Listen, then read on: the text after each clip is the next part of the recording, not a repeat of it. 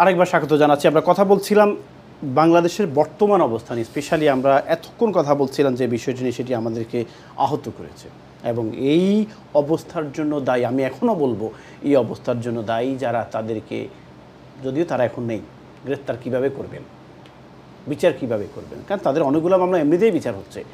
এবং আজকে যখন আমরা দেখি যে লন্ডনে বাড়ি বিক্রির একটা মহড়া চলতেছে, যে এটা কিন্তু এই পুরাতন বিমান রাখার টাকা, নতুন বিমান কিনে নাই, এই টাকা দিয়ে লন্ডন, কানাডা, বেগমপাড়া, আপনার কোথায় আছে আরও সিঙ্গাপুর, দুবাই, ইয়েস, সব জায়গায় আমরা বাড়ি কিনেছি বা অ্যাসেট কিনেছি বা ইনভেস্ট করেছি।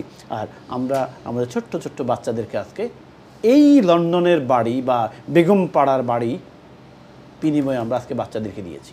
যাই হোক, আমরা আশা করব এই সরকার, স্পেশালি আমি বলবো বিএনপি এবং জামাত বা আদার্স পলিটিক্যাল পার্টি, আজকে জনাব তারেক রহমান যে কথা বলছেন ইউনিটি, এবং ইউনিটি করে একটা এজেন্ডা তৈরি করবেন। তা এজেন্ডা হচ্ছে যে আমাদের বিমান বাহিনীকে সংস্কার করতে হবে।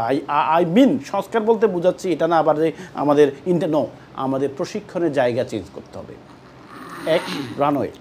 দুই, বিমান চেঞ্জ করতে হবে, যুদ্ধ বিমান, যে কথাটি আপনি বলছেন যে এত বছর আগের যুদ্ধ বিমান, মানে পঞ্চম জেনারেশনের সুপারসনিকের যুগ। হ্যাঁ, এখন আমরা সেই 1960-এর দশকে বিমান ইউজ করতেছি এবং আমরা বাজেটও তো কম না। মাত্র একজন পাইলট, যেটি কবির আহমেদ ক্লিয়ারলি বলছেন যে একজন পাইলট তৈরি করতে কত ইনভেস্ট করতে হয়, কত মেধাবী একটা ছেলে, কত সময় খরচ করতে হয়, হলে সে এই অবস্থায় আসতে পারে। নট অনলি দিস, আমরা কতগুলো প্রাণ আমরা হারিয়েছি, হতে পারতো সেও একদিন বাংলাদেশকে অনেক উপরে নিয়ে যেতে পারতো। যাই হোক, এছাড়াও তো আরও বেশ কিছু এই ধরনের দুর্ঘটনার ঘটনা রয়ে গিয়েছে অতীতের, ওগুলোর তো কোনো তদন্তের কোনো এখন পর্যন্ত হয় নাই। আমি এই বিষয়ে আসবো আপনার কাছে, তার আগে আমি একটু কলার কাছে যাচ্ছি। অনেকে লাইনে বসে আছেন, একজনকে নিচ্ছি। সালামু আলাইকুম।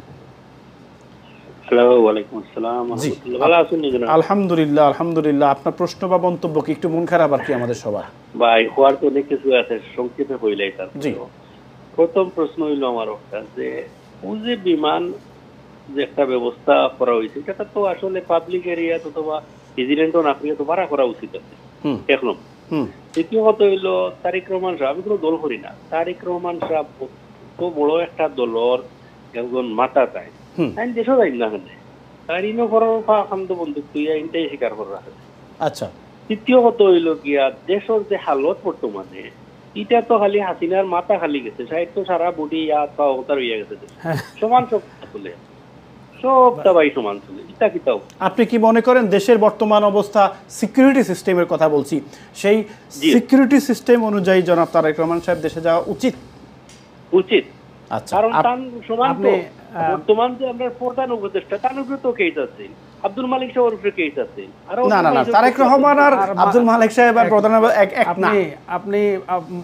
আপনি দেখেন তো বেনজির ভুট্টো যখন ইয়েতে পাকিস্তানে গিয়েছিল, কি হয়েছিল, ওনার অবস্থা কি হয়েছিল? Thank you. কিন্তু এখন তো বিএনপির অবস্থা বাদ নাই জনাব, টাইম তো অত ডরাই থাকলে, টাইম তো দেশের লাগে মায়া থাকলে টাইম জাফিয়ে গিয়ে পড়তে আসলে এখন সুযোগ আছে না। একটা প্রশ্ন, না না, আমি উনি তো যাবেন, উনি তো অনেকবারই ঘোষণা, উনি অনেকবারই বলছেন উনি যাওয়ার জন্য রেডি, কিন্তু কবে যাইবা?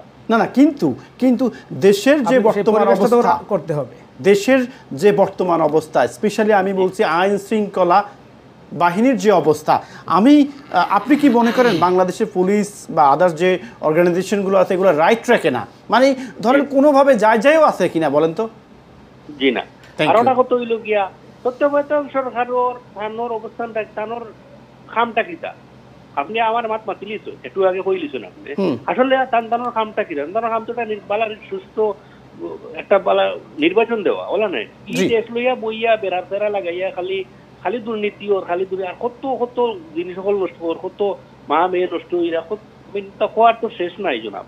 আপনি নিজে দেখরা, আপনারা তো ইয়ত আসুন আমার তে বালা বুঝইরা, আমরা তো দুঃখ করা ছাড়া চিন্তা করার নাই, কিছুই করার নাই। জি, আপনাকে ধন্যবাদ। অবশ্যই আমরা আবারও বলি, আমরা প্রথমত বলেছিলাম একটি সুষ্ঠু নির্বাচন চাই। কাকে বলেছিলাম? সেই শেখ হাসিনাকে। এবং আমার ভোটের অধিকার চাই। গণতন্ত্র পুনরুজ্জীবিত করতে চাই। আর গণতন্ত্রের ধারক বাহক হচ্ছে নির্বাচন। অর্থাৎ আমি কি উনাকে ভোট দেব নাকি উনাকে ভোট দেব, উনার খারাপ দিক আমি আইডেন্টিফাই করব, উনার খারাপ দিকে আমি আইডেন্টিফাই করব এবং আমি আমার ভোট প্রদান করব। কিন্তু কেন জানি ভোটটা অনেক পেছনে চলে যাচ্ছে। আমরা তো ভাবছিলাম যে ডক্টর ইউনূস সাহেব আসছেন 90 দিনের মধ্যে একটা নির্বাচন দিয়ে দিবেন এবং নির্বাচিত সরকার পার্লামেন্টের মাধ্যমে বাংলাদেশের প্রত্যেকটি ইনস্টিটিউটকে সংস্কার করবে। যাই হোক, যাচ্ছি পরবর্তী কল। আসসালামু আলাইকুম। সালামু আলাইকুম। ওয়ালাইকুম আসসালাম। জি ভাই, আপনার প্রশ্ন বা মন্তব্য আজকে বিষয় নিয়ে? কি ভাই, আগে তো লুটপাট করে খাইছে আওয়ামী লীগকে, এখন বিএনপি আওয়ামী লীগ ইয়ে হইয়াছে লুটপাট করে খাস। আচ্ছা, বিএনপি এখন লুটপাট করে খাচ্ছে? দেশে গ্রামে যখন ফোন করে হ্যাঁ, আওয়ামী লীগ যখন বিএনপি চালায় দিয়েছে তখন বললাম না, সবটা বিএনপি দল হয়ে আসছে। আগে যারা আওয়ামী লীগকে দখল করছে এখন বিএনপি দল হয়ে বসে আসছে। আর বিএনপি যে একটা তারা দেখানো হয় যে গণতন্ত্র, তারা গণতন্ত্র মানিয়ে লুটপাট। আচ্ছা, এই বিষয়ে কোনো দল। আপনাকে ধন্যবাদ। আমি কবির আহমেদ সাহেব, আপনি একটু নোট করবেন please, this is very important একটা কোয়েশ্চেন, যে বিএনপি নাকি দেশে, যেহেতু আপনি সম্প্রতি দেশ থেকে আসছেন এবং 2-3 দিন আগে বিএনপি দেশে লুটপাট করে খাচ্ছে, এই বিষয়ে আপনি একটু অ্যান্সার দেবেন। আমি যাচ্ছি পরবর্তী কলে। কলার আসসালামু আলাইকুম। আসসালামু আলাইকুম। ওয়ালাইকুম আসসালাম। খুব সুন্দর প্রোগ্রাম করতেছেন, মাশাআল্লাহ। স্টুডিওতে ব্রাহ্মণবাড়িয়ার কৃতি সন্তান জি কবির আহমদ ভুইয়া ভাইকে দেখে খুব ভালো লাগলো। আপনাদের সবাইকে সালাম, অনেক ধন্যবাদ। জি। আর আমার প্রশ্ন হচ্ছে, আসলে ভাই বললেন, ওই ব্যারিস্টার সাহেব বললেন 20 বছর থাকলেও ওই সরকার থাকুক, তাহলে তো ওনারা আসলে রোড এজেন্ডা বাস্তবায়ন করতেছেন। রোড চাচ্ছে বাংলাদেশে ইলেকশন হোক না, রোড চাচ্ছে বাংলাদেশে পিআর পদ্ধতিতে ইলেকশন হোক, রোড চাচ্ছে বাংলাদেশের প্রশাসন ঠিক আছে। আপনি কি রোয়ের এজেন্ট? রকি আপনাকে বলেছেন? আচ্ছা, আপনি নোট করুন। পিআর পদ্ধতি রোয়ের, আপনি কি এজেন্ট রোয়ের? সাহেব আপনি নোট করুন প্লিজ। আপনি কি রোয়ের এজেন্ট? জি। আপনি কি জানেন যে পিআর পদ্ধতি রোয়ের রো বলেছে? আমি হাম্বল রিকোয়েস্ট করব যে ওনাকে ইন্টারফেয়ার না করতে, আপনি নোট করেন। জি বলেন। আপনি পল্টিবাজ করেন, দেশে 90-এ পল্টিবাজ স্বৈরাচার আন্দোলন করে আপনারা এই সরকার থেকে এই সরকার, শুধু সরকার বদলান, আপনারা যেটা সুবিধা পান একটাই যান।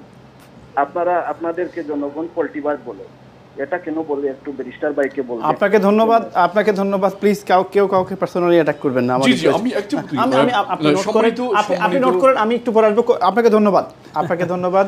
আমি কবির ভাই, আপনি নোট করছেন এবং ব্যারিস্টার সাহেব আপনিও নোট করবেন যে 20 বছর তো রয়ের এজেন্ডা বাস্তবায়নের কথা উনি বলছেন। I know you have explanation অ্যান্ড আপনি এক্সপ্লেন করবেন আপনার পরবর্তী কলার। আসসালামু আলাইকুম। কলার শুনতে পাচ্ছি না, আবারও আমি একটু পরে আসতেছি। তার আগে আমি যাচ্ছি জনাব কবির আহমেদ, আপনার কাছে প্রশ্ন যে বিএনপি নাকি এখন ঢাকাতে বা বাংলাদেশে লুটপাটে ব্যস্ত, এটা বলছেন একজন কলার। আচ্ছা, প্রথমেই বলি, এই সরকারটা তো আপনার একটা অন্তর্বর্তীকালীন সরকার, রাইট। যখন দেশ থেকে হাসিনা তার সাঙ্গপাঙ্গ সহ 1-1.5 হাজার হবে সব মিলে পালাই গেছে, একটা গণ অভ্যুত্থানের মাধ্যমে তারা দেশ থেকে পালাই গেছে। কিন্তু ওই ভাই যে বলছে তার হাত পা শরীর সবই তো রয়ে গেছে। হ্যাঁ, ট্রু, দ্যাটস ট্রু, এগ্রি। আপনি তো এটা বিশ্বাস করেন যে অ্যাটলিস্ট মানে কম করে হলে তো 10% লোক হইলে তো আওয়ামী লীগ করে, আরো বেশি, আরো আমি মানে জনপ্রিয়তা কমছে এখন আর করে না। আমি মনে করি যে 10% লোক এখনো করে। হ্যাঁ, এবং তারা রয়ে গেছে, কিন্তু তারা রয়ে গেছে। বাংলাদেশ 180 মিলিয়ন লোক এখন বাস করে, 18 কোটি ধরে। যদি 10% ধরি তাইলে অনেক লোক আওয়ামী লীগের এখনো রয়ে গেছে। এখন এরা আছে কোথায়? এরা বিভিন্নভাবে আইদার জামাতকে ভর করার চেষ্টা করতেছে, না হলে এনসিপিকে ভর করার চেষ্টা করতেছে, কখনো কখনো বিএনপির কাজে ভর করার চেষ্টা করতেছে। এরা তো এইভাবেই আছে, ছত্রছায়া আছে। এই একটা আপনি তো জানেন যে বিএনপির বিরুদ্ধে একটা মিডিয়া ট্রায়াল চলমান। আমাদের ভারপ্রাপ্ত চেয়ারম্যান কিন্তু এই বিষয়ে অবগত করছে সবাইকে যে বিএনপির বিরুদ্ধে মিডিয়া ট্রায়াল চলমান। আমি এই পরিস্থিতির শিকার। যেমন আমি একটা কাজ করলে পারফেক্ট কাজ করি, কিন্তু আমার বিরুদ্ধে রিপোর্টটা যা নেগেটিভ। কীরকম আমি আপনাকে বলি, আমাদের আখাউড়া থেকে ইন্ডিয়ার সীমানা হইল আমাদের আখাউড়া, আমার নির্বাচনী এলাকা আর ইন্ডিয়া, আগরতলা আপনার ত্রিপুরা রাজ্য। তো আখাউড়া স্থলবন্দর আছে, তা আমি যদি বাড়িতে থাকি তাইলে ইন্ডিয়া, আমি যদি কলকাতা যেতে চাই তাইলে ঢাকা থেকে বিমানে ওঠাটা আমার জন্য কস্টলি এবং সময় সাপেক্ষ ব্যাপার। আমি যদি বাড়ি থেকে 10 টাকা রিক্সা ভাড়া দিয়ে আমি যদি ইন্ডিয়াতে সীমানাতে যাই, ওই পারে গিয়ে আমি 10 টাকা বটবটি, ওই যে ওদের বটবটি আছে ওটির মধ্যে উঠি, আমার লাগে আর 10 টাকা 20 টাকার মধ্যে আমি ইন্ডিয়া এয়ারপোর্টে যেতে পারি, আন্তর্জাতিক এয়ারপোর্টে, এবং আমি কলকাতা চলে যেতে পারি 40 মিনিটের মধ্যে। তাইলে আমি এতটা এক্সপেন্ড করব, আমি কেন এক্সপেন্ড করব? তাহলে আমি যেই জিনিসটা করছি আমাদের ব্যবসায়িক প্রয়োজনে, আমি তো মানে আমার ব্যবসা যে আন্তর্জাতিক ব্যবসা, আমি পৃথিবীর বিভিন্ন দেশে বিজনেস করি। আমাদের ফ্রান্সে ওয়্যার হাউস আছে, স্বদেশের প্রায় 1,500 প্রোডাক্ট আছে আমাদের নিজস্ব প্রোডাক্ট, যেটা ইউরোপের বাজারে এটা বিক্রি হয়। পৃথিবীর বিভিন্ন দেশ থেকে আসে, প্যারিসে আমাদের ওয়্যার হাউস আছে, এইখানে থেকে ডিস্ট্রিবিউট করেন, পৃথিবীর বিভিন্ন দেশে আমরা এটা সেল করি, ডিস্ট্রিবিউট করি। তো ইন্ডিয়া থেকে আমাদের অনেক প্রোডাক্ট আসে, কলকাতা থেকে প্রোডাক্ট আসে, ইয়ে থেকে আপনার ওই যে অন্ধ্রপ্রদেশ থেকে মাছ আসে। তো আমি আমার ব্যবসায়িক প্রয়োজনে আমি বাড়ি থেকে ইন্ডিয়া গিয়েছি।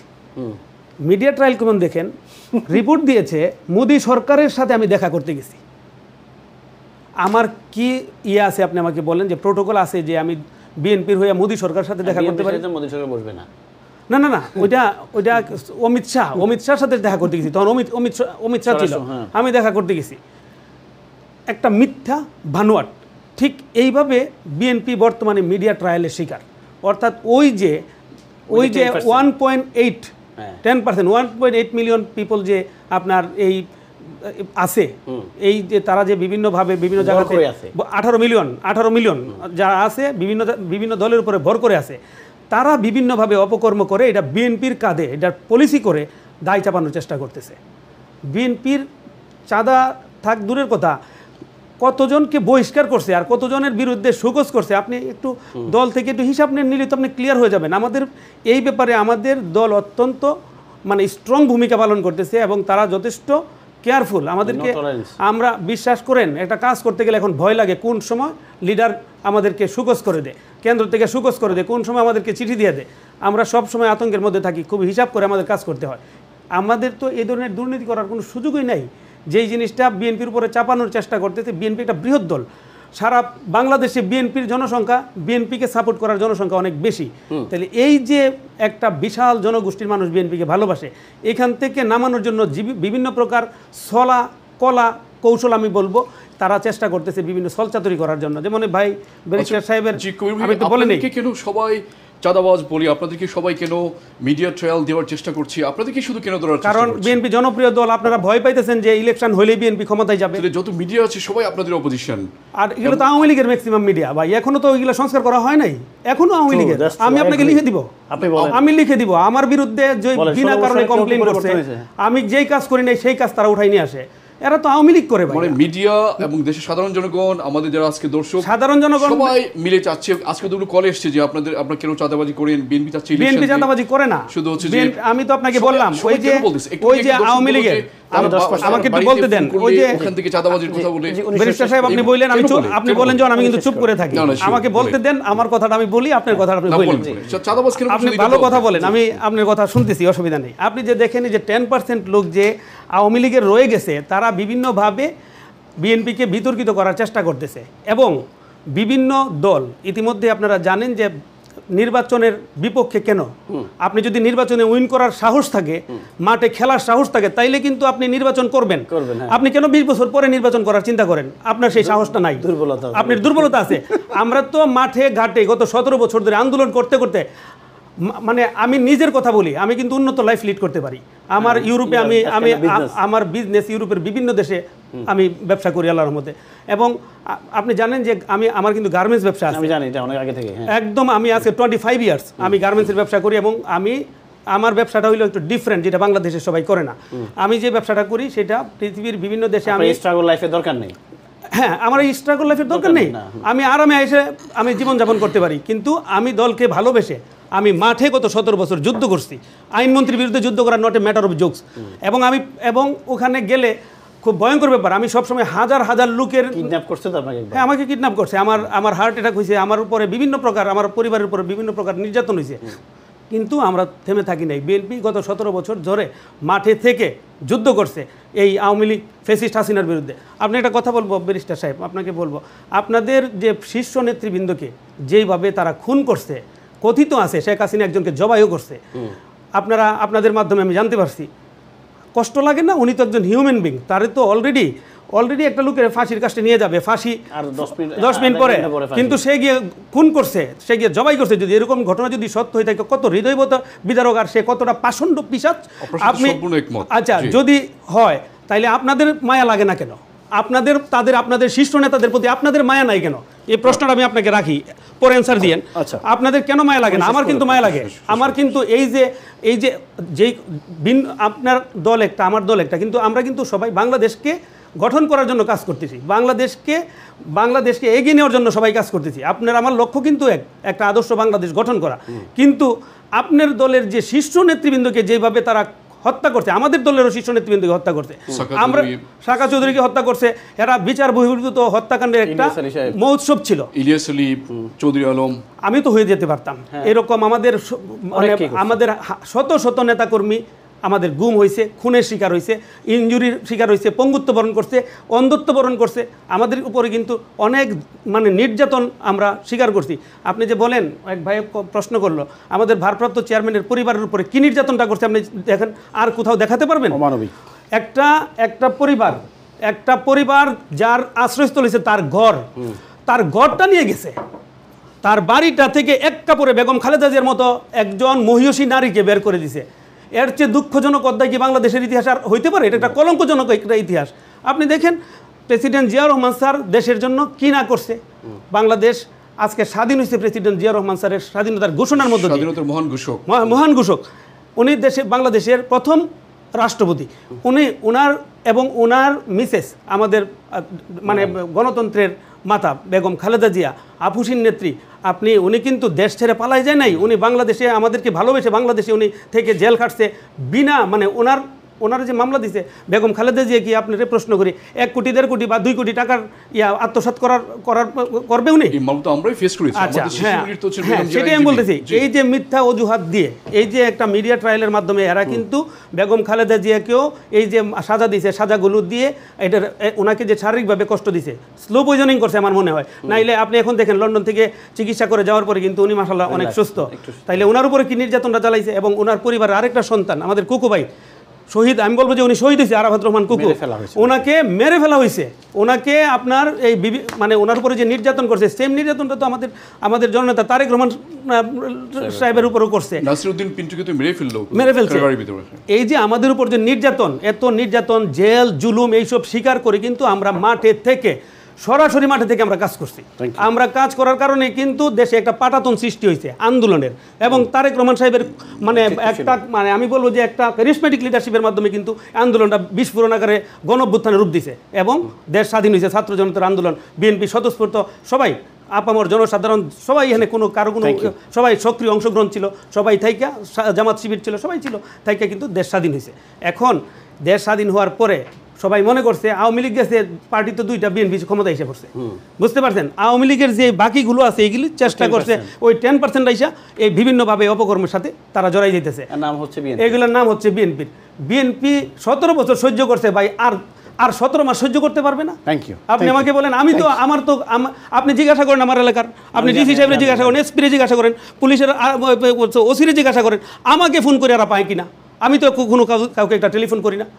তাহলে কে করতেছে এই বিষয়গুলো আপনারা আইডেন্টিফাই করে বের করেন। বিএনপিকে দোষারোপ করার জন্য, মিডিয়া ট্রায়ালের মাধ্যমে ছোট করার জন্য আপনি চেষ্টা করবেন, এটা সঠিক। থ্যাংক ইউ কবির আহমেদ সাহেব, ধন্যবাদ। আমি যাচ্ছি শেষ আপনার কাছে একটা প্রশ্ন দিই, অনেকগুলো কথা আপনার কাছে আছে আমি জানি। 20 বছর যে আপনারা থাকতে চাচ্ছেন, এটা নাকি রয়্যাল এজেন্ডা বাস্তবায়ন করার জন্য। একটা দেশে 20 বছর নির্বাচন হবে না, 16 বছর নির্বাচন ছিল না, সেই কত যে নির্যাতিত হয়েছে, আর 20 বছর থাকলে আরও কত নির্যাতিত হবো আপনার কথা অনুযায়ী। জি, সম্মানিত উপস্থাপক, আপনাকে ধন্যবাদ।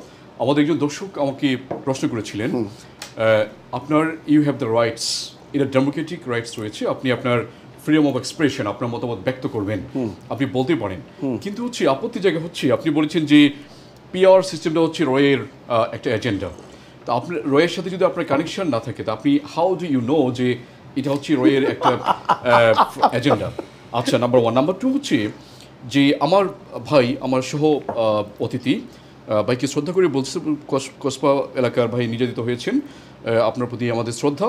এবং সেই সাথে আপনার দলের সালাউদ্দিন কাদের চৌধুরী সাহেব থেকে শুরু করে শহীদ সালাউদ্দিন কাদের চৌধুরী, যাকে অন্যায়ভাবে আমাদের শহীদ নেতৃবৃন্দের সাথে হত্যা করা হয়েছে, জুডিশিয়াল কিলিং করা হয়েছে, এবং বিএনপি এবং জামাত এবং শিবিরের এই যে শত শত ভাই গুম হয়েছেন, খুন হয়েছেন, ক্রস ফায়ারের শিকার হয়েছেন, যাদেরকে লক্ষ লক্ষ মামলা দিয়ে নির্যাতন করা হয়েছে, যাদেরকে অ্যারেস্ট করা হয়েছে, রিমান্ডে নেওয়া হয়েছে, টর্চার করা হয়েছে, আমাদের বাড়িঘর পর্যন্ত বোল্ডোজার দিয়ে ঘুরিয়ে ফেলা হয়েছে, আমাদের ভাইদেরকে ধরে নিয়ে এসে চোখ উঠিয়ে ফেলা হয়েছে। তো যে সকল ভাই তাদের লাইফকে স্যাক্রিফাইস করেছে, সবার প্রতি আমাদের শ্রদ্ধা। বিএনপি জামাত নির্বিশেষে আমরা একসাথে নির্যাতিত হয়েছি, একসাথে আমরা আন্দোলন করেছি, একসাথে এখন আমরা স্বৈরাচারকে হটিয়েছি। প্রশ্ন হচ্ছে জনগণ কেন আপনাদের উপর বিশ্বাস রাখতে পারছি না? অনেক দর্শকদের কল পেয়েছে যে আমরা তাদের উপর বিশ্বাস রাখতে পারছি না, তারা ক্ষমতা গেলে পরে যদি আবার বাংলাদেশকে সে দুর্নীতিতে চ্যাম্পিয়ন করে অতীতের মতো। আপনি বলেছেন ভাই, আমি কবির ভাই, আমি তো আপনাকে রেসপেক্ট করে কথা বলছি, কবির ভাই বলেছেন যে তারেক রহমান কেন দেশে যাচ্ছেন না, ভয় পাচ্ছেন যে বেনজির বুট্রমুদ্রিত হয়ে যায়। তাহলে কি প্রমাণিত হলো? আমি মনে করি এখনো ওই মানে উন্নতি হতে পারে নাই যে দেশের সর্ববৃহৎ একটা দল বিএনপির ভারপ্রাপ্ত চেয়ারপারসন তারেক রহমান, এবং ওনাদের ভাষায় উনি he is going to B the prime minister, উনি দেশে যেতে পারছেন না, ওনার সিকিউরিটি থ্রেট রয়েছে। যদিও ডিসপাইট অফ ওনাদের স্বরাষ্ট্র প্রতিমন্ত্রী যিনি রয়েছেন খুদাবক্স চৌধুরী, পুলিশের আইজি, উনি বিএনপির লোক, পুলিশের আইজি হিসেবে যাকে বসানো হয়েছে উনি হচ্ছে বিএনপির লোক, এবং ইন্টারিম গভর্নমেন্ট ক্ষমতায় আসার পরে প্রথম 1 বছর কী কাজ করেছেন তারা আমি আপনাকে বলি সম্মানিত উপস্থাপক। তাদের যে অ্যাটর্নি জেনারেল নিয়োগ করা হয়েছে, উনি বেগম জিয়ার সবগুলো মামলা উজ্জ্ব করেছেন, তারেক রহমানের বিরুদ্ধে যতগুলো মামলা ছিল সবগুলো উজ্জ্ব করেছেন নাকি খালাস পেয়ে একদম না বলেন কোর্টে গিয়ে প্রত্যেকটি মামলা রায় হয়েছে। আপনি অনেকগুলো মামলা রায়ের মাধ্যমে আমি বলি শুনেন, রায়ের মাধ্যমে ডিসমিসাল করা হয়েছে, রায়ের মাধ্যমে মানে ন্যায় বিচার প্রতিষ্ঠা হয়েছে না, যেটা আগে ছিল না। ওকে সেম কথা হলো, আমি সেটা বলেছি। আমি বলি অনেকগুলো মামলা বাংলাদেশের প্রায় কয়েক লক্ষ মামলা বিএনপি জামাতের বিরুদ্ধে ছিল, সেগুলো উজ্জ্ব জামাতেরও হয়েছে, জামাতের হয় নাই, জামাতের এগেইনস্ট যেগুলো ছিল অনেকগুলো হয়েছে, বিএনপি না জামাতের হয়েছে। হ্যাঁ, আমরা দেখেছি, এবং অনেকগুলো মামলা বিচারিকভাবে ডিসমিস করার চেষ্টা করা হয়েছে, সর্বোচ্চ আদালতের মাঝখান থেকেও শেষ করার চেষ্টা করা হয়েছে। বেগম জিয়ার বিরুদ্ধে সমস্ত মামলা ডিসমিসাল করা হয়েছে, অনেকগুলো মামলা কোয়াশমেন্ট করা হয়েছে, আইনের ব্যাখ্যা দিতে যেমন যাতে দর্শক বিন্দু বুঝতে পারেন। দ্যাট মিনস তারেক রহমানের বিরুদ্ধে যত মামলা ছিল গত 1 বছরে সব মামলা ফিনিশ করা হয়েছে, বেগম জিয়ার বিরুদ্ধে সব মামলা ফিনিশ করা হয়েছে। মামলাগুলো ফেক ছিল, মামলাগুলো তো ফেক ছিলই, ফেক মামলা ছিল, 90% মামলা ফেক ছিল, 90% না 100%। তারেক রহমানের বিরুদ্ধে যে মামলাটা করা হয়েছিল সম্পূর্ণ ভুয়া মামলা। বেগম জিয়া তারেক রহমানের বিরুদ্ধে যে মামলা করেছে সব ভুয়া ছিল। টাকা যে ট্রাস্ট ফান্ডে যে মামলা ছিল ওইটা উনি একটা অ্যাকাউন্ট থেকে আরেকটা অ্যাকাউন্টে সরিয়েছেন, 1 টাকাও বেগম জিয়া নেননি। ওখানে ছিল 5 কোটি, এটা বেড়ে 12 কোটি টাকা হয়েছে। কেউ বিশ্বাস করে না যে বেগম জিয়া ওখান থেকে টাকা মেরেছেন। বেগম জিয়ার প্রতি আমাদের শ্রদ্ধা রয়েছে, ওনাদেরকে আমরা মায়ের মতো সম্মান করি। উনি আপসীর নেত্রী, উনি আমরা একসাথে জুটেছিলাম, উনি আমাদেরকে মায়ের মতো মাথার উপরে ছিলেন। আমাদের প্রতি সারা জীবন ওনার প্রতি শ্রদ্ধা থাকবে। প্রেসিডেন্ট জিয়াউর রহমানকে আমরা শ্রদ্ধা করি।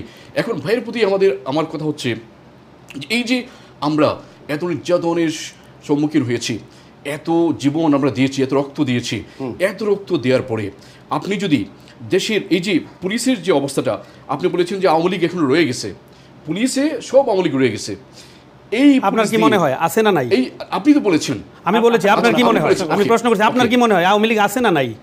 অবশ্যই আছে, যেহেতু এখনো আওয়ামী লীগ রয়ে গেছে, পুলিশে যেহেতু আওয়ামী লীগ রয়ে গেছে, এই পুলিশ দিয়ে আপনি সুষ্ঠু নির্বাচন করে এটা সংস্কার করার ব্যবস্থা করেন ইমিডিয়েটলি। এটা তো টাইম লাগবে না, এটা তো সময় লাগবে না, এটা তো আপনি নির্বাচন আগে এটা করা সম্ভব। আমরা সংস্কার চাচ্ছি ভাই, না এটা তো ইমিডিয়েটলি করা সম্ভব। আমরা সংস্কার চাইতেছি যে আপনি টাইম ফ্রেম দিয়ে দেন, এটা টাইম ফ্রেম দিয়ে আপনি তো ইমিডিয়েটলি করা সম্ভব। আমরা একমত, আপনার সাথে আমি একমত। আপনি আজকে যদি আজকে ভাই আরেকটা কথা বলি, লেট মি ফিনিশ, আমি আপনার সাথে কথা বলি নাই, সরি কবির ভাইয়ের সাথে আমি সম্পূর্ণ একমত। আমার বন্ধু কসবা এলাকার বিএনপি লিডার, ভবিষ্যতে উনি এমপি প্রার্থী হতে চান, আপনার জন্য মানে আমার শুভকামনা রইল, আপনি এমপি হন, মন্ত্রী হন। তো কিন্তু কথা হচ্ছে যে আমরা একসাথে আন্দোলন করে এই পুলিশে আওয়ামী লীগ রয়ে গিয়েছে, সচিবালয়ে আওয়ামী লীগ রয়ে গিয়েছে, সারা রাষ্ট্রের সব জায়গায় আওয়ামী লীগ রয়ে গিয়েছে। তো আপনি লেভেল প্লেইং ফিল্ড প্রতিষ্ঠা না করতে পারেন, আপনি করতেছেন না কেন? না 1 বছর তো চলে গিয়েছে, শুধু বেগম জিয়ার মামলা উইথড্র করতে 1 বছর চলে গেছে, তারেক রহমানের মামলা উইথড্র করতে 1 বছর চলে গেছে, এটা তো আপনাদের চাইলে তো 10 দিনে করা যেত না, সবগুলো উইথড্র করতে চাইলে কি 10 দিনে করা যেত না? গভর্নমেন্ট অনেক স্লো গতিতে যাচ্ছে, এটা আপনাদের শেয়ার করতে হবে। কেন যাবে? অবশ্যই আমরা চাচ্ছি, আমরা বলছি আপনি প্রয়োজনীয় সংস্কারগুলো করেন, তারপরে নির্বাচন দেন। এই যে জুলাইতে একটা বিপ্লব করেছি, এতগুলো মানুষ জীবন দিয়েছে, আপনি জুলাইয়ের ডিক্লারেশনটা এখনো দেওয়া হয়নি, জুলাই সনদ ঘোষণা করা হয়নি। তো জুলাই সনদ যদি ঘোষণা করা না হয়, আপনি যদি লেভেল প্লেইং ফিল্ড প্রতিষ্ঠা করতে না পারেন, আজকে সচিবালয়ের ভিতরে ছাত্ররা ঢুকে পুলিশকে পিটিয়েছে। মির্জা ফখরুলকে দেখলাম, আমাদের শ্রদ্ধাভাজন মির্জা ফখরুল ভাই, ওনাকে দেখলাম আজকে কোনো একটা জায়গায় ঢুকতে যাচ্ছিলেন আর স্টুডেন্ট আটকে দিয়েছে, উনি আর ঢুকতে পারেননি। আচ্ছা, আপনি যদি এই অবস্থায় আপনি যদি ইলেকশন দেন, দেশে কি সুষ্ঠু অবস্থা বিরাজ করছে? আপনি দেশে সুষ্ঠু অবস্থা ফিরিয়ে আনতে হবে, সংবিধান সংস্কার করতে হবে। কতদিন লাগবে? এটা হচ্ছে আমরা বলতেছি দ্রুততম সময়ের মধ্যে সংস্কার সাধন করতে হবে, এটা আমাদের দাবি। এটা হচ্ছে ডিপ্লোম্যাটিক অ্যানসার। দ্রুত সময় ভাই আপনি দেখেন, আমাকে বলতে দিয়েন, পরে আবার হারিয়ে গেলে তো বলতে পারবো না। 1.5 কোটি প্রবাসী রয়েছে, আপনি নোট করে রাখুন ভাইয়া, 1.5 কোটি প্রবাসী রয়েছে।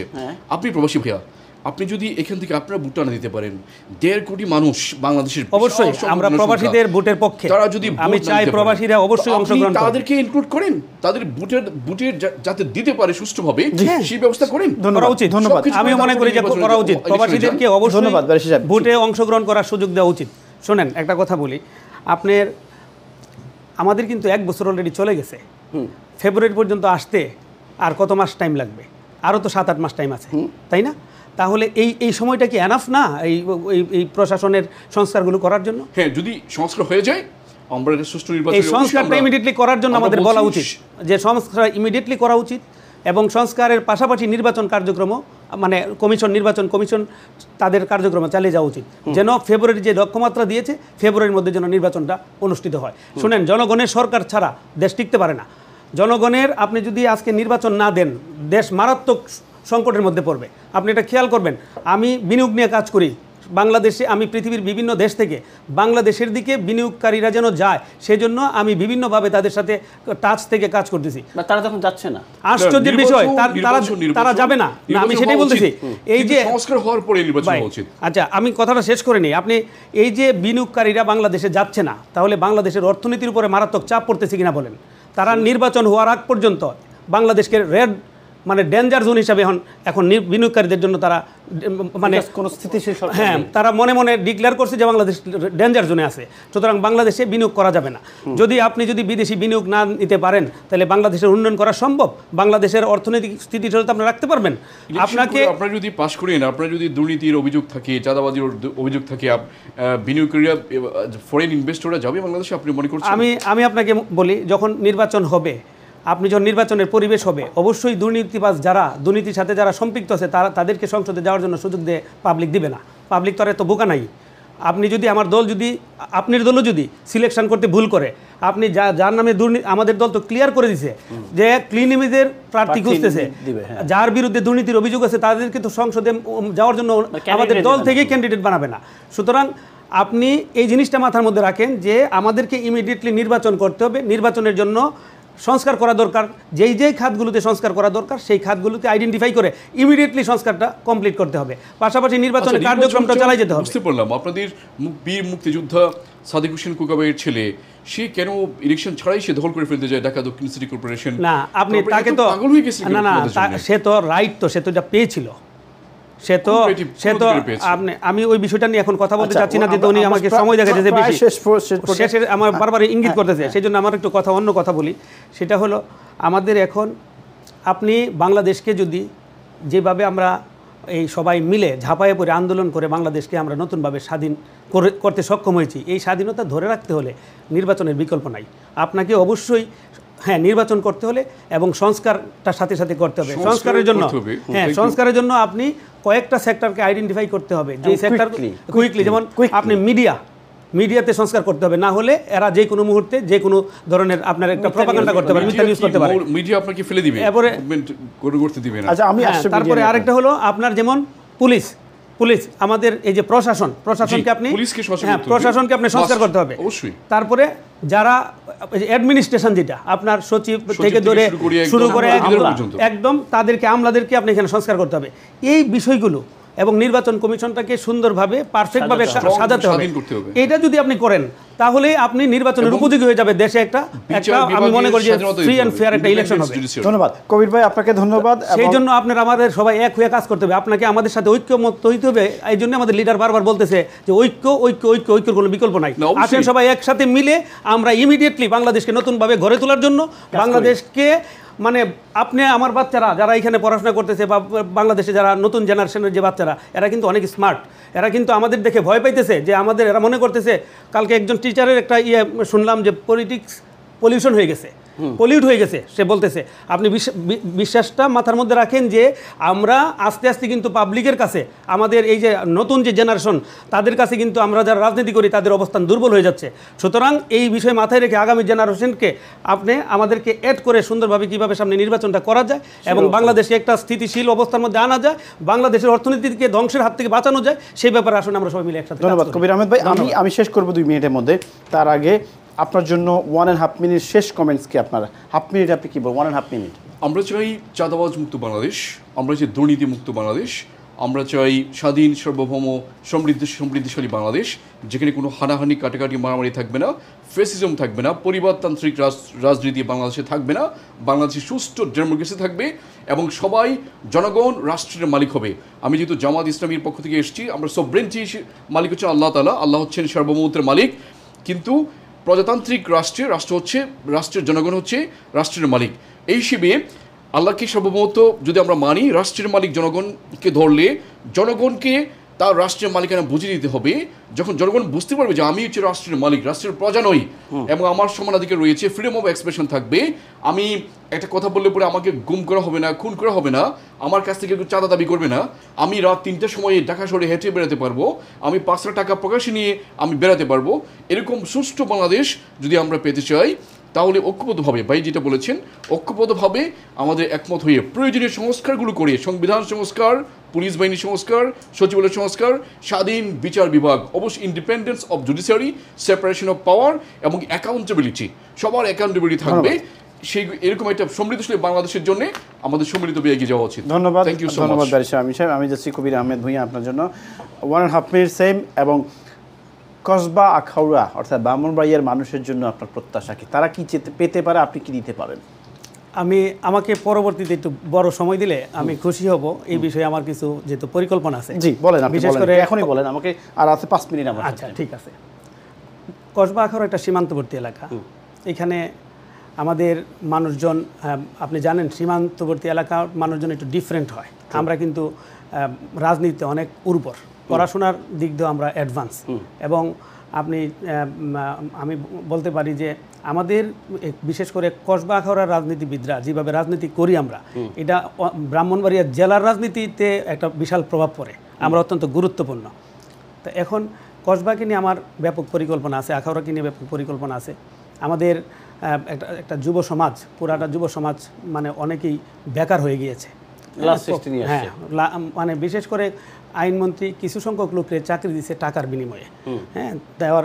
এবং যারা বিএনপি, বিশেষ করে বিএনপি, জামাতের নাম হয়তো শুনতে পারে নাই, উনি কি বলে আমি জানি না, কিন্তু যারা বিএনপি করছে, জামাত করছে, তাদের তো চাকরি হওয়ার কোনো, মানে তাদের 14 গোষ্ঠীর মধ্যে যদি কেউ বিএনপি থাকে তার কোনো অস্তিত্ব নাই, চাকরির ব্যাপারে তাকে কোনো সহযোগিতা করা হয় না, তার চাকরি হয় নাই, যোগ্যতা থাকা সত্ত্বেও সে বাদ পড়ছে। তো আমার টার্গেট হলো আমার এই যে জনগোষ্ঠী, এই যে যারা বঞ্চিত জনগোষ্ঠী, তাদেরকে সঠিক কর্মসংস্থানের ব্যবস্থা করা, সরকারিভাবে এবং প্রয়োজনে শিল্পায়নে তাদের কর্মসংস্থানের ব্যবস্থা করা, এটা হচ্ছে আমার মেইন টার্গেট।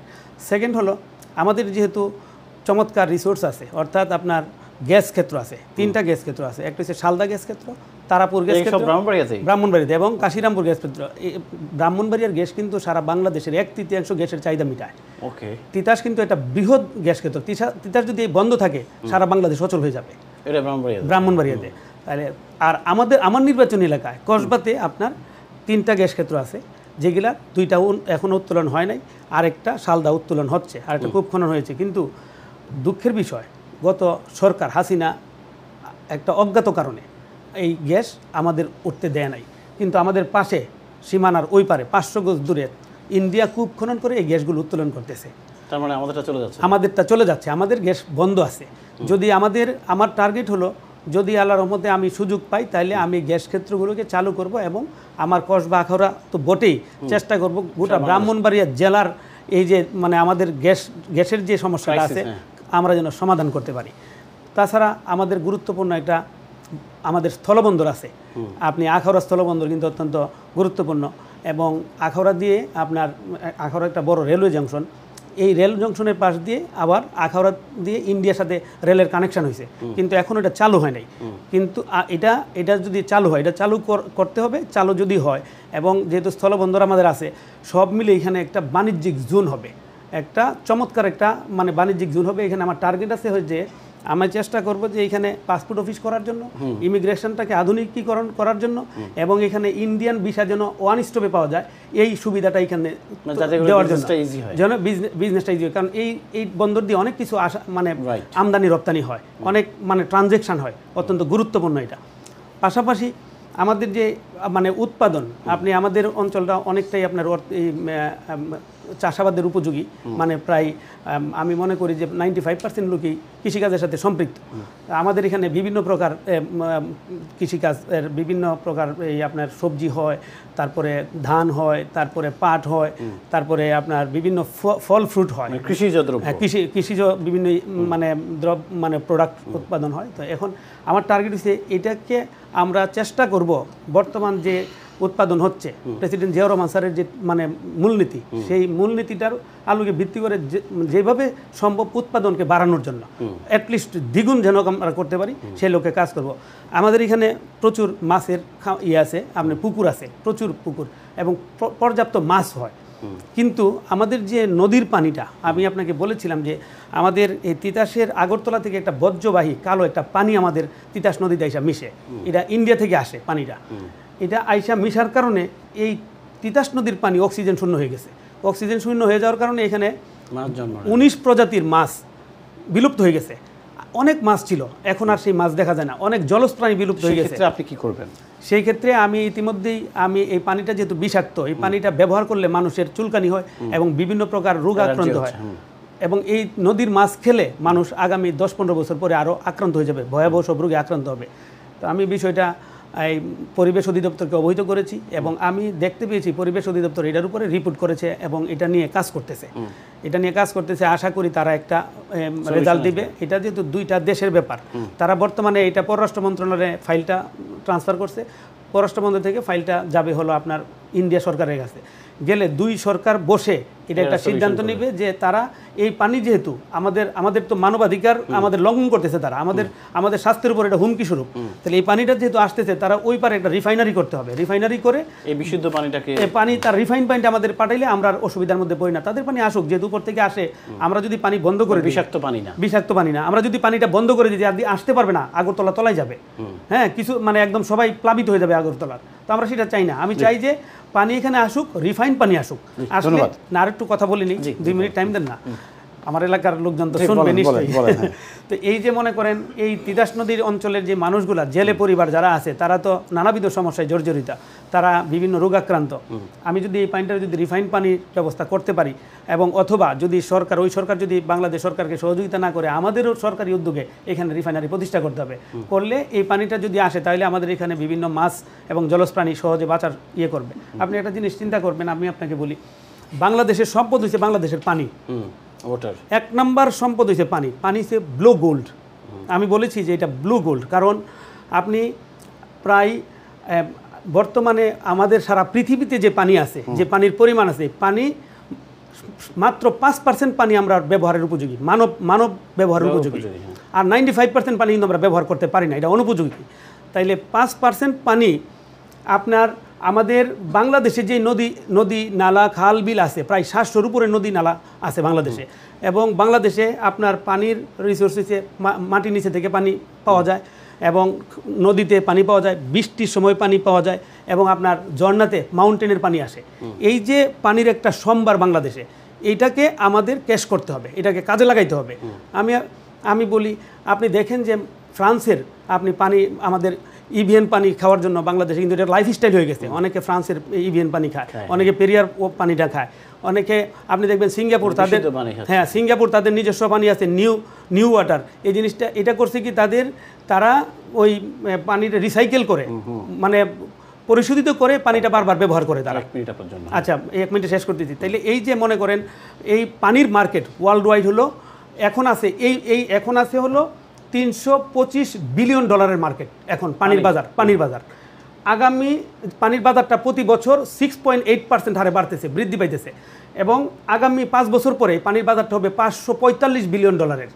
আপনি চিন্তা করেন যদি আমরা আমাদের যে পানিটা আছে এই পানিটা অত্যন্ত বিশুদ্ধ পানি, একদম হোর যে অনুমোদিত যে আছে পিএইচ লেভেল আছে, টিডিএ লেভেল আছে, এইটার লেভেলটার 6.5 to 8.5 এর মধ্যে হইতে হয়। আমাদের পানি কিন্তু 6.5 to 8.2, তার মানে আমরা অল্প পরিশোধনেই আমরা কিন্তু এই পানি পান করতে পারি, বোতলে ভরতে পারি।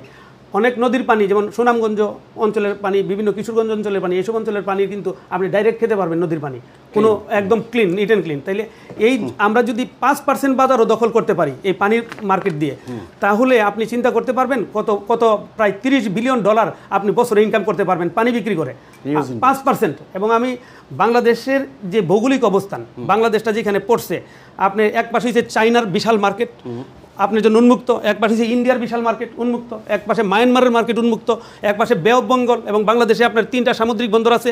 আপনি এই জিনিসটারে যদি আপনি ক্যাশ করতে পারেন, বিনিয়োগকারীদের সামনে যদি এটা সঠিকভাবে উপস্থাপন করতে পারেন, চকলেটের মতো, আপনি বিনিয়োগকারী সে চিন্তা করবে কোথায় গেলে তার মানে কোন ডেস্টিনেশনে গেলে তার ইনকামটা মানে সিকিউর হবে, তার ইনভেস্টমেন্টটা সিকিউর হবে, ভালো ইনকাম করতে পারবে। সুতরাং বাংলাদেশ এমন একটা প্লেস, এই জিনিসটাকে যদি সঠিকভাবে উপস্থাপন করতে পারেন, সারা পৃথিবীর বিনিয়োগকারীদের জন্য এটা একটা মানে ইনভেস্টমেন্ট হাব হবে। আর একটু 1 মিনিট দিবেন নাকি? আচ্ছা 30 সেকেন্ড দিচ্ছি আমি। গুরুত্বপূর্ণ তথ্য আমি আপনাকে দিচ্ছি, আমি আপনাকেও দেব।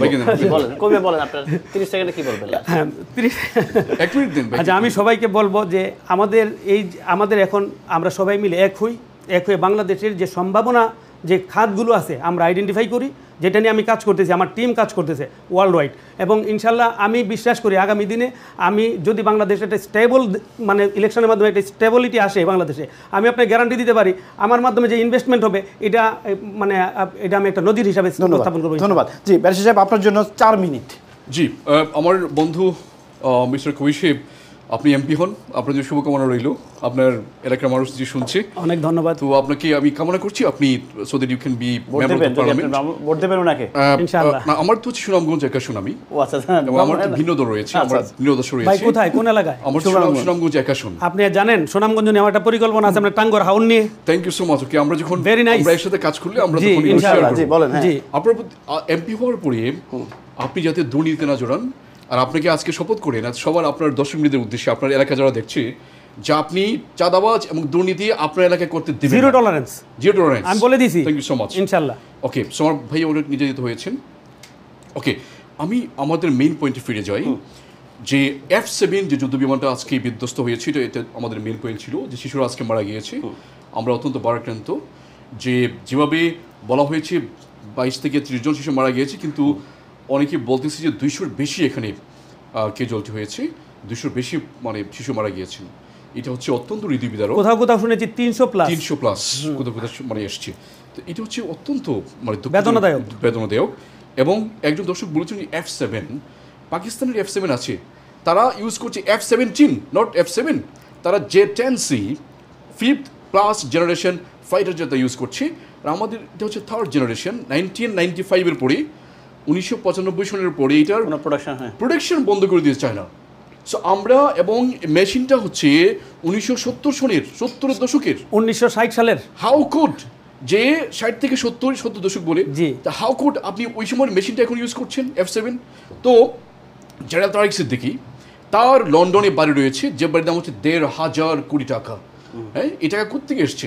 সে একজন জেনারেল ছিল, এই হাজার কোটি টাকা তারা পাচার করেছে লন্ডনে, তারা এখানে প্রাসাদ বানিয়েছে সব, এখন আবার বিক্রি করছে। তারা হয়তো বা সুইজারল্যান্ডে সরিয়ে নেবে, এখান থেকে যে দরপাকড় করা হচ্ছে।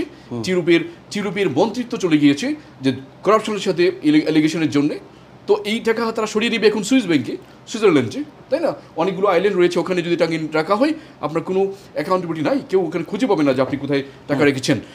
জেনারেল তারেক সিদ্দিকীকে বিচার করা হচ্ছে, ওনার কসবার যে আনিসুল হক যে মাস্টার মাইন্ড ছিল, গুম খুনের একজন মাস্টার মাইন্ড, ফাঁসি দেওয়ার মাস্টার মাইন্ড, হাজার হাজার লক্ষ লক্ষ জনগণকে মামলা হামলা এবং জর্জরিত করার মাস্টার মাইন্ড আনিসুল হক, সারা দেশকে কারাগার বানাই ফেলছে। আজকে তাকে বেঁধে ওই সদরঘাটে পাওয়া গিয়েছে পালানোর সময় লুঙ্গি পরে আনিসুল হককে, এবং সালাম আলাইকুম আমরা দেখেছি।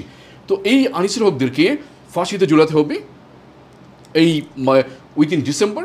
ফাঁসি ওদের ফাঁসি হওয়া ছাড়া সর্বোচ্চ বিচার হবে আশা করি। যে স্বৈরাচারী শেখ হাসিনা যে আমাদের শত শত ছাত্র ভাইদেরকে, সাধারণ জনগণকে হত্যা করে, লুটপাট করে, দেশটাকে ধ্বংস করে পালিয়ে গিয়েছে, পুলিশ বাহিনী ধ্বংস করেছে, বিচার বিভাগ ধ্বংস করেছে, দেশটাকে ধ্বংস করে ফেলেছে, সেই শেখ হাসিনার ফাঁসি না হওয়া পর্যন্ত, সেই আনিসুল হক, ওনার কসবা এলাকা আনিসুল হক থেকে শুরু করে সে যে কালপিটগুলো রয়েছে তাদের ফাঁসি না হওয়া পর্যন্ত প্রয়োজনীয় সংস্কারগুলো করে লেভেল প্লেইং ফিল্ড প্রতিষ্ঠা করে সুষ্ঠু একটা পরিবেশ ফিরে এনে তারপর দ্রুত আমরা ইলেকশন চাই, দ্রুত নির্বাচনের মাধ্যমে জনগণের কাছে ক্ষমতা ফিরে দেওয়া হোক। ধন্যবাদ ধন্যবাদ ব্যারিস্টার আমিন সাহেব, ধন্যবাদ কবির আহমেদ ভূঁইয়া সাহেব। আর একটা তথ্য দিলে আমি দিতে পারলাম না আপনাকে, আমাকে সিম্পল একটু বলি। আগামী 2050-এর মধ্যে পৃথিবীর 40% মানুষ পানির ক্রাইসিসে ভুগবে, আমরা হাহাকার করবে।